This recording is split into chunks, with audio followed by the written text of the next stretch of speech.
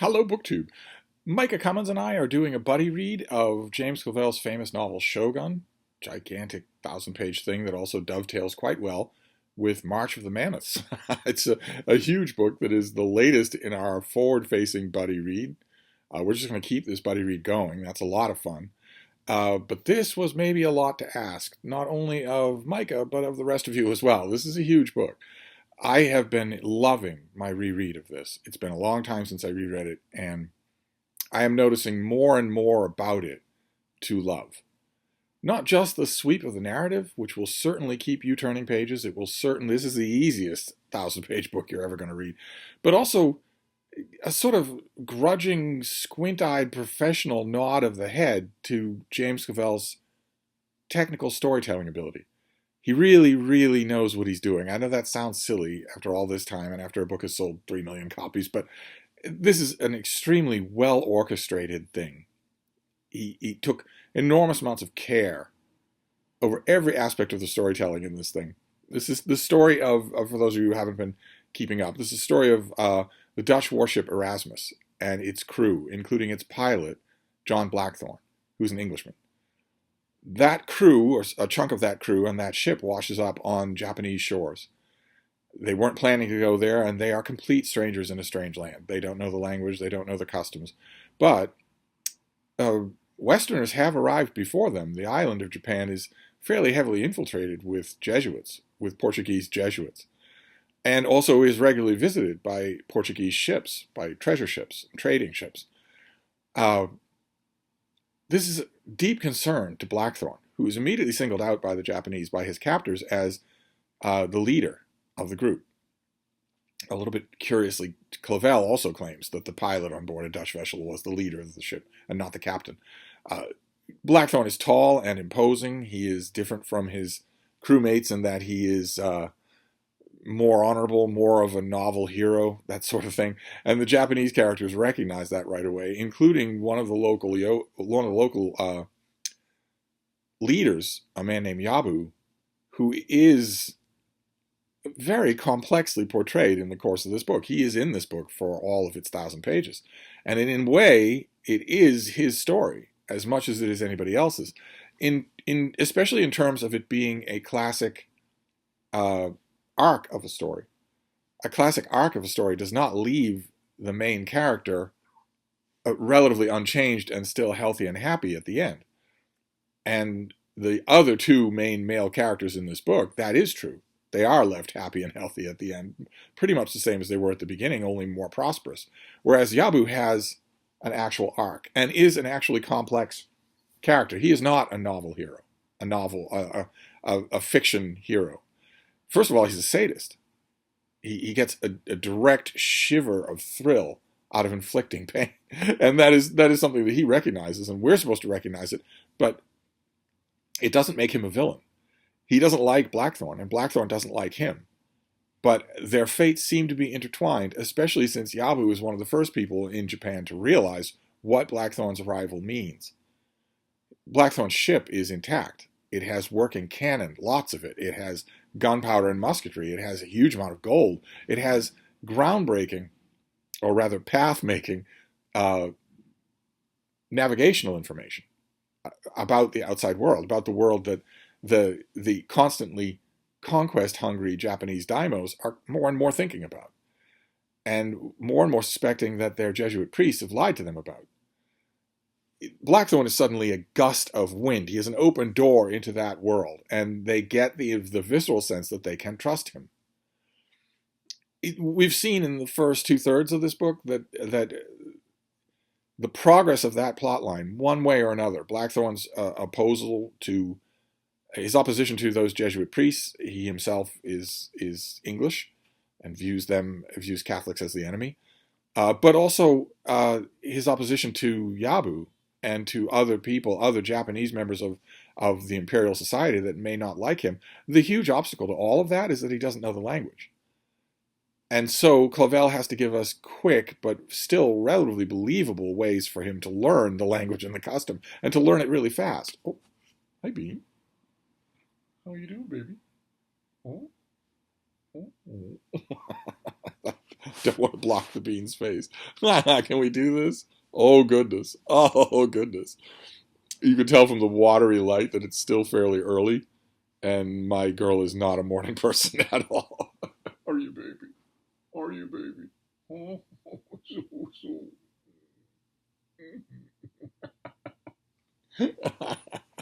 She'd very much like to be curled up in bed, but the day goes on. So anyway, where was I? What was I talking? Let's put the bean over there and Shogun over here. There we go. You're so adorable. You are so adorable. My baby. How are you doing? I completely forget where I was here. Oh, right. Well, as we approach the last sections of this book, most of that stuff has changed. Blackthorne is better known to his Japanese captors. They are even his friends, including especially Lord Toranaga, who is on the Regency Council. There was a great ruler, an all-powerful ruler on the island, the Taiko, who was a friend of Toranaga's, and when he died, he created a Regency Council for his young son to rule in his son's place until his son comes of age. And the Regency Council, of course, is at daggers drawn with each other. There are serious lifelong enemies among that council. Men who hate each other. We have the strong sense that the Taiko knew that and thought that would be creative balance. That might preserve the wa of the Regency Council.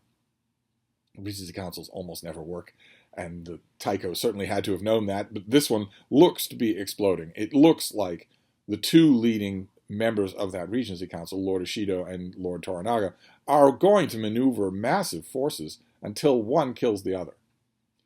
And gradually in the course of the book, we realize Toranaga takes more and more of the spotlight. More and more, Clavel is irresistibly drawn to telling the story of that imperial succession, of that imperial infighting. He's more and more drawn to telling that story. And if he may have originally envisioned this as a fish-out-of-water novel, mostly centering on Blackthorne and his experiences in this strange new world, but the call of that larger story is too great for him, and the only way he can preserve the gimmick of Blackthorne is to integrate Blackthorne into that action, and that has to happen fast. Relatively fast. It can't be, for instance, we meet a character, a Jesuit priest, Father Alvito, who is extremely fluent in Japanese, but we're told that it took him decades to get that way. He's infiltrated himself into the highest levels of Japanese society and has an honorary Japanese name, but it took him decades to get there, and we can't have that happen with Blackthorne, so he has to learn quicker. And he does. So that by the time that the chapters that were the parts of the book that we're reading today, he can speak with the Japanese characters. Clavel will often give us a sort of a transcript of what Blackthorne is actually saying, and also, more importantly, what his Japanese interlocutors are actually hearing. And it's not fluent at all. It's choppy, but it is clear. It's not just a few token words like we get from the first few hundred pages of this book. And that's one of the things that Clavel knows that he has to do in order to tell this story. And there's another dramatic element that he knows that he has to do in order to get this story off the ground, in order to keep it going for this exorbitant length. And that is to introduce more warships, to introduce more of the West. This era, the 1600 thereabout, marks the turning point. It marks, broadly speaking, a period in which Japan was no longer splendidly isolated from the rest of the world. And so that happens. Another ship arrives, and with the threat of more ships. And this immediately makes everyone, Toranaga, but also Yabu, who is increasingly involved in this action, even though he is never noble, he's never better as a character, he's never anything more than darkly complex. He's spellbinding. In many ways, a lot more interesting than Blackthorne or Toranaga, who are... It's weird to call a character complexly one note, and yet I think that Blackthorne is, and I think that Toranaga is as well. If I had to describe either one of them and their functions in the novel, I could do it in half of one sentence each. And I couldn't do that with Yabu. He's more complicated than that. But it becomes obvious to everyone that there's a broader power struggle going on here in the outside world, the world that the Jesuits have been lying about. and that Blackthorne, who they call Anjin, in pilot in Japanese, is crucial to that. He knows that war and the ways to wage it better than they do. It's Blackthorne who is the ultimate inspiration for a musket regiment, for the popularization, the widespread use of gunpowder among these warring Japanese noblemen who, in their youths, would never have thought of that. This is a samurai warrior culture. Archers, yes, but sword fighting is the honorable way to conduct battles. And very quickly in the book, Yabu is one of the first characters, in fact, to realize that a musket regiment would be unbeatable, could tear down walls, could defeat 10 times its number of people, of samurai warriors. All of those developments are in full swing in these last chapters that we're reading today. And Toranaga is working slowly and surely towards his goals, towards outwitting his enemies, surviving to live another day, and also his ultimate goal, which may or may not be adumbrated in the title of this novel. That is a very long process. We get to know Toranaga fairly late in the first parts of this book, but he dominates the book. It is basically his novel.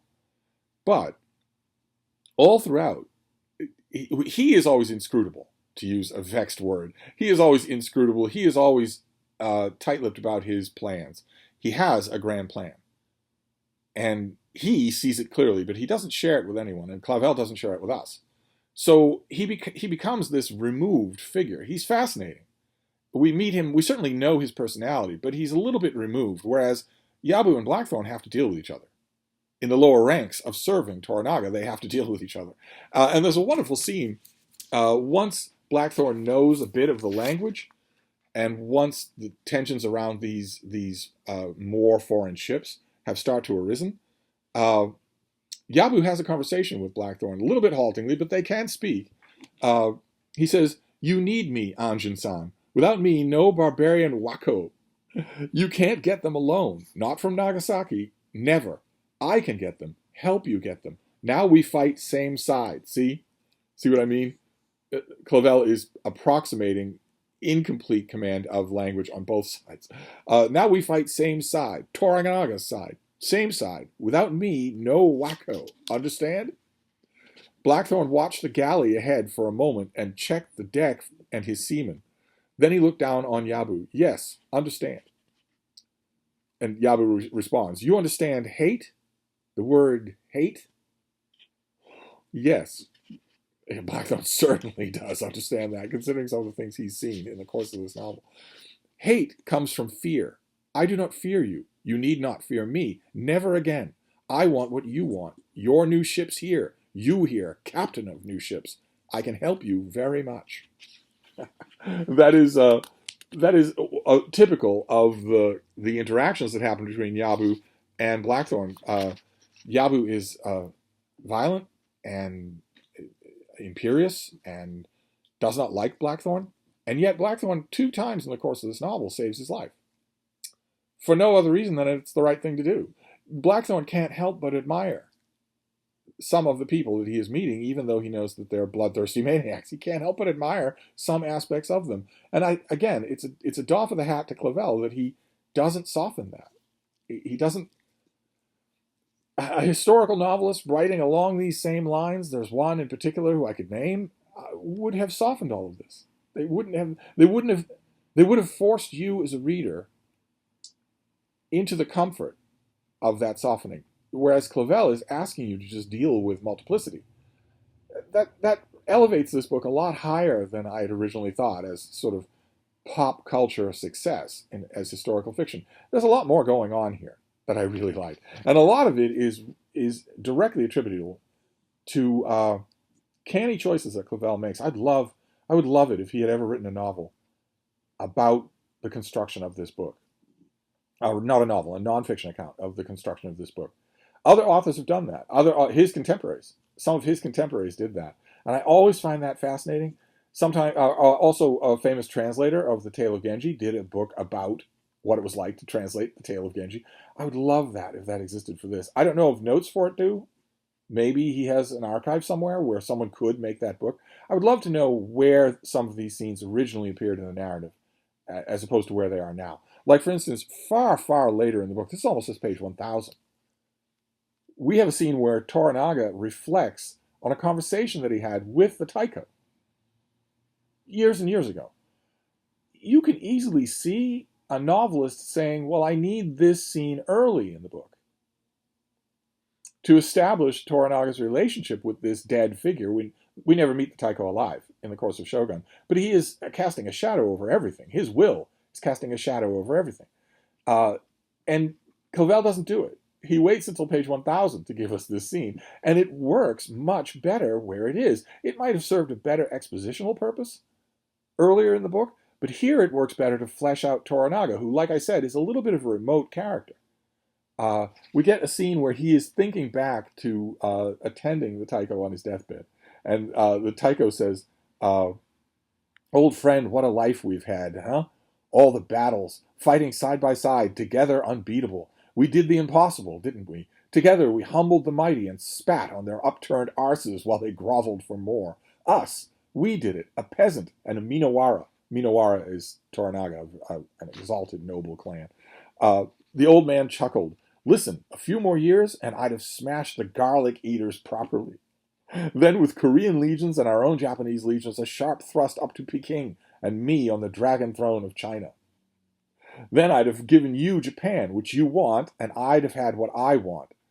A peasant can straddle the dragon throne with face and honor, not like here, huh? Notice, just as a side note there, the Taiko perfectly understands what Toranaga wants.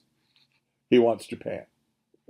That is true, and that is the animating force of the character in the whole of this novel. China and Japan are different, sire. That's what Toranaga told him. Yes, they are wise in China. They are the first of a dynasty, always a peasant or a son of a peasant, and the throne's always taken by force with bloody hands. No hereditary caste system there. Isn't that China's strength? Force and bloody hands and peasants. That's me. Hmm? And Toranaga reminds him, yes, but you're also samurai. You changed the rules here. You're the first of a dynasty. Which is kind of ironic thing to say here because of Toranaga's plans, but nevertheless, that is a wonderful, touching moment, and it wouldn't be as effective if it happened earlier in the book.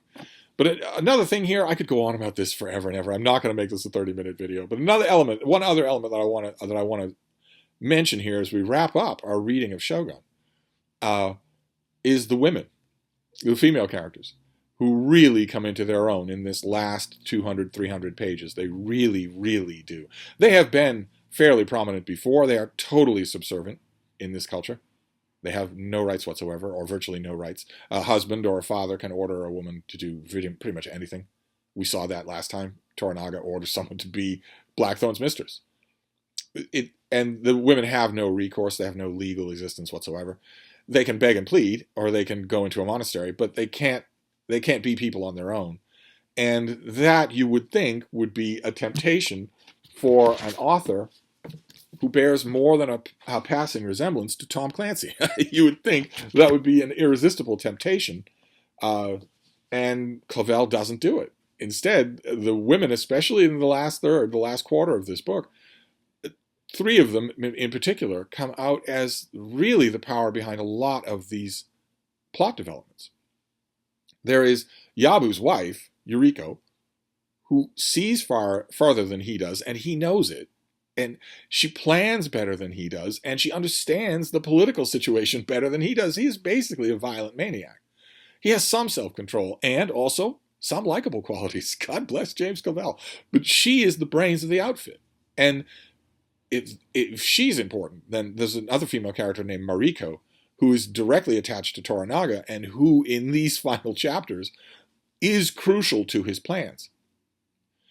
In a very similar story arc to that of Yabu himself, she is crucial to his plans, and he knows it. He stands in awe of her. He is in marveling at her constancy and her strength of will in a situation which he correctly observes many men would fail. And she understands him as well in a way that not many characters do. I'd argue that Blackthorne never understands Toranaga. One character very accurately says that Toranaga can wear he can wear his own face as a theater mask. So you never know what you're dealing with or what's going on in his head. But Mariko does understand him. She understands him well enough to make the ultimate sacrifice for him. And he is left saying that he intends to endow a temple in her memory. It is amazing to me how quietly this is done. There are three female characters in this last quarter of the book who stand out completely from the narrative. The narrative would not happen without them. But Clavell he isn't fan-waving or anything. He just wants to make sure that they are essential as more than just bed-warming characters. And that is wonderful. That I had forgotten the emphasis on that in this book. And I was very happy to see it. Because this is some people are often tempted to refer to this as a dude bro work. And it most certainly is not, despite how many sword fights there are. It most certainly is not. Women are actual real characters in here. And they have complexity. A great deal of complexity. They have every bit as much complexity as the men. They just don't have utility. It would be anachronistic. It would be historically inaccurate to give them the kind of power that I'm sure a historical novelist today would give them. Or create a fantasy land in which they have them, or something like that. Something along the line of the television production of Bridgerton. That doesn't happen here, but boy oh boy, boy oh boy, does the alternative happen a lot. And then we come all the way to the end. I'm of course not going to reveal any of the ending.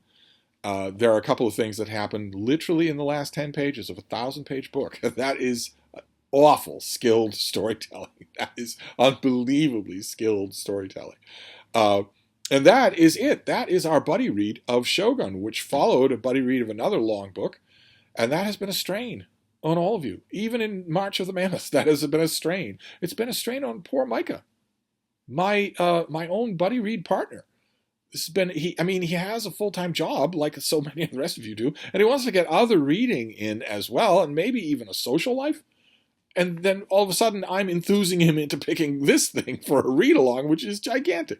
And that leads us to the last scene that I want to read you, which touches on this subject, and which we go forward in time to Hong Kong in 1901. I want to read you a bit of this scene because it's really kind of touching in a way. Willoughby instructed his runners to make discreet inquiries the next morning, drilling them beforehand on what discreet meant. No mention of urgency, no mention of Willoughby himself, and for God's sake, no mention of the governor. Merely quiet questions about an inconsequential but easily identifiable man. By mid-morning, he'd been given reason to get up from his desk. He put small, useful money in a pouch and slightly more money in a belt, and just as he was stepping into the royal of the street, he had presence of mind to tell Munt to accompany him. Munt was imposing. Willoughby's father would have called him wide of beam. But his real purpose would be, as always, as a symbol of the entire garrison. They made a halting, circuitous route to the Mule of Wing. Willoughby had never heard of the place, which was wedged between the ruin of some old stone building and the loud, grinding machine shop. The Mule itself was down only 2 steps from the street, but it seemed far from the morning sunlight. Resinous lamp grease streaked the walls and low ceiling. Already the place was crowded with silent, huddled drinkers. Stationing Munt by the door, Willoughby made his way to the bar, trying not to blink under the scrutiny of the whole room. The thin man standing behind the bar stared at him with undisguised contempt. Willoughby wished that the sight of such an expression was new enough to outrage him. Contempt or no, the man had sense enough to bend when Willoughby gestured him to more or less private word. Simply ignoring Willoughby would have meant simply ignoring Munt, and the bartender knew that would mean confiscation of stock, destruction of stores, and the end of his world. Hence both his obedience and his contempt. "Shen told you what I'm looking for?" Willoughby asked. The bartender nodded in the direction of the end of the bar. Willoughby saw the nearly shapeless bundle of a man and knew immediately his information had been correct. He slid the bartender a coin and very deliberately moved away before he could see it scorned and then taken. The man at the end of the bar stank of neglect and did not look up from his tin cup. His beard was so dirty it no longer even suggested the bright yellow that had featured in the descriptions Willoughby had been given. "People have been looking for you," Willoughby said. The man took a drink and said nothing. "Perhaps you don't understand," Willoughby said. Working to keep his tone easy and level, he burned at the very thought of showing anger and aggrievement in a benighted place like this. People have thought you were dead. The man's voice was a ropey croak. I wish people were right about that. Willoughby lowered his voice to an urgent whisper and leaned as close as his offended nose would allow. This is disgraceful. Pull yourself together, man. The man almost smiled. I'm finished. Take your man and leave me. Willoughby forced himself not to glance at Munt, not wanting the glance to be misinterpreted as a request for help. Pulling this man out of the Mule of Wing by force would be his very last extremity. It would be a victory for forces Willoughby couldn't even name. But the stink of such defeat brought a flush of anger to his pink cheeks. Gods above, man, what happened to you? The man took a drink and then looked up at Willoughby. His eyes were nearly shapeless blears of pain and surrender. It was that damn buddy read, Micah said. That was the start of it all. That's what this did to poor Micah in 1901 Hong Kong. How horrible. So, to redress that balance, to get Micah out of the Mule of Wing and back on the straight and narrow, we are going to read a shorter book next month. Our buddy read next month is Beowulf. And because Beowulf is not only shorter than Shogun, but much, much, much shorter than Shogun, 80 pages long, thereabouts, we're going to read it multiple times in April, and we're hoping that you all join us. We're hoping that you will join us for multiple translations of Beowulf. Unlike Chaucer, who is Middle English, Beowulf is Old English. Unlike Chaucer, you cannot pick up a text of Beowulf and read it. Even with difficulty, you'll have no idea what your eyes are seeing. Whereas with Chaucer, you can. You can gradually, gropingly make sense of it. With Beowulf, no. So we're reliant on translations into modern English. And we are going to do 4 of them and then a pastiche, because April has 5 weeks. So we're going to start with J.R.R. Tolkien's translation of Beowulf. That is next weekend. And then we'll move on from there to whatever the new Penguin Classic is of Beowulf. And again, email me and let me know if you need me to find you a copy of any of these. Then we'll move on to the Burton Raffles translation of Beowulf, which was the 20th century's extremely successful version. And then Seamus Heaney's translation of Beowulf, which was the 21st century's extremely successful translation. Those are the 4 translations that we'll be reading, just to have fun. It takes you less than an hour to read Beowulf. It'll be fun to read 4 translations back to back. It'll give us not only a sense of the poem, but also a really fun idea about what translation does and doesn't do. I love that myself. And then the final week, we'll do a treat. We'll read the short novel Grendel by the novelist John Gardner, which tells the story of Beowulf from the monster's point of view. And we'll see what we make of that. A lot of you have already read it. It's very much worth a reread. It's very much worth a first read. It's a nice addition. We're just going to deal with Beowulf in the month of April, which is a lot shorter work than this, although I'm very, very glad that I reread this, and that I reread it with a lot of you. A lot of you told me that you took this down off the shelf to read it, and that's been wonderful. I have a lot more appreciation for it than I used to. So in another few years, I will certainly do another reread. But anyway, I'm going to wrap this up for now, but I'll be back. Thank you, BookTube.